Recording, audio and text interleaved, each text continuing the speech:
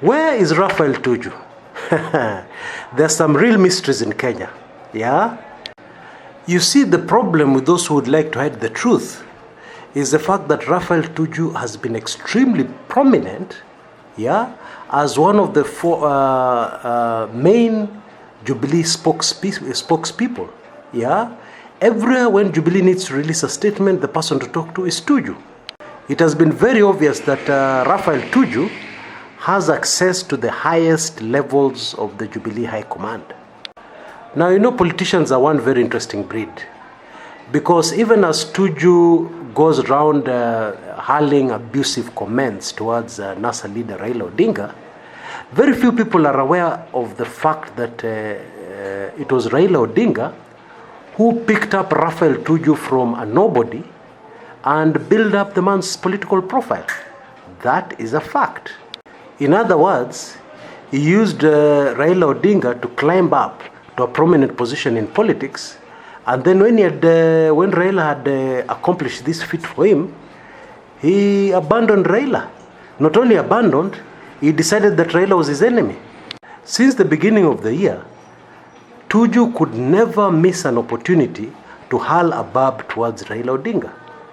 A journalist shoots a question at him, completely unrelated to Raila Odinga, completely unrelated to NASA, and voila, from Raphael Tuju's answer, Raila Odinga's name will appear like magic. He will say something like, at least Jubilee, we are not power hungry. Like that man who wants to be president at all costs. Yeah, comments like that, very biting, hurtful comments. The truth is, no matter how you look, and by the way, I'm not a sycophant of Raila Odinga, I'm just a keen observer of what's going on, yeah? But you can believe what you want to believe. Whatever people say about Raila Odinga, the truth is that Raila Odinga is a very patient, very persevering man. Because to be honest, if it was me, I'd have not taken that rubbish from somebody I just picked from nowhere and made his political life. The human thing to do, if you have used somebody to lift up your political profile, the human thing to do is just to avoid talking about him. How will that hurt you? Yeah? Or you're not going to score any points in Jubilee unless you say some bad things about Raila. Eh? Were they keeping a scorecard? How many people say bad things about Raila? Yeah? And then the more things you say about Raila, the more bad things you say about Raila, the higher your political profile climbs. Yeah, that seems to be the case. Anyway, there's something called karma. It will always catch up with you, no matter what you do. You go under the earth 1,000 feet, yeah, with the oxygen mask, it will always catch up with you. Fly and go to Timbuktu, yeah, so far away from where you've messed up somebody, from where you've repaid good with bad, yeah, it will still catch up with you. I love karma. I'm corrected by somebody in the studio that actually is pronounced karma. Where's hapa hii kitu inaitwa karma? You cannot avoid it. And whatever people want to tell us about Raphael Tuju, it is now very clear, yeah, because circumstantial evidence here and there, yeah, developments that have been taking place, it is now very clear that all is not well with Raphael Tuju. It is clear that Raphael Tuju is in the kind of embarrassing position, yeah, which Jubilee do not want to reveal, okay, and which Jubilee will go to great lengths to hide. What is this other engagement, or what is this other business that Raphael Tuju was so important for Raphael Tuju, and that is now attending to, that he could miss the inauguration of President Uhuru Kenyatta? What business was that? And yet we know for a fact that Raphael Tuju's main business was Jubilee. That was his full-time occupation. And then the guy suddenly drops off the face of the earth? Come on. There's something there, and there's something very fishy. Hata ukitumia deodorant, that fishy smell cannot go away. There's something. So where's Raphael Tuju? What kind of trouble is he in? And if he's not in any trouble, what kind of embarrassing situation is this that has just made him drop out of the public limelight? Yeah?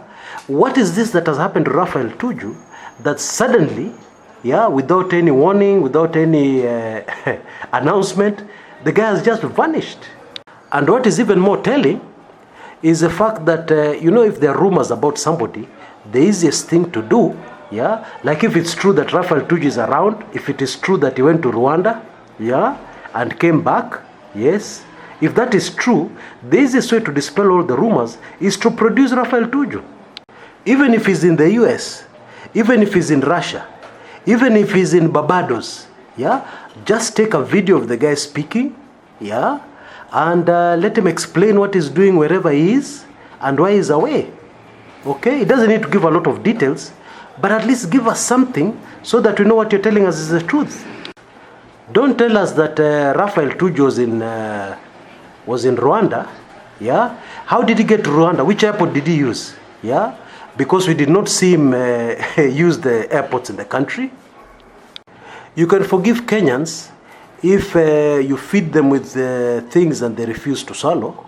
You can forgive Kenyans if they do not believe a lot of things that the Jubilee government tells us. To Kenyans, the Jubilee party is like the husband who's caught red-handed cheating on his wife. Okay? This guy's been having an affair, saying he's working late. Kumbe, he's not working late at his office. He's working late at another woman's apartment. Now, if that same husband comes to you and tells you, I'm going on safari for 2 nights, will you believe him? Will you believe him? After he's told you so many lies, working late, he might also work late on that safari he's going to.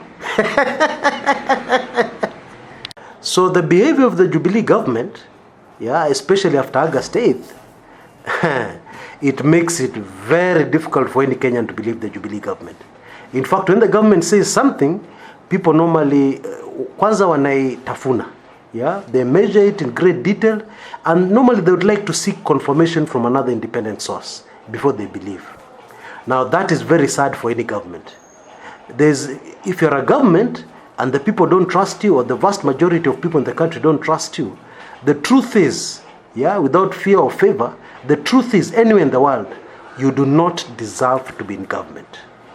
Now, in the next episode, we're going to look at a very curious news report, that appeared in one of the local dailies, that was attributed to Raphael Tuju.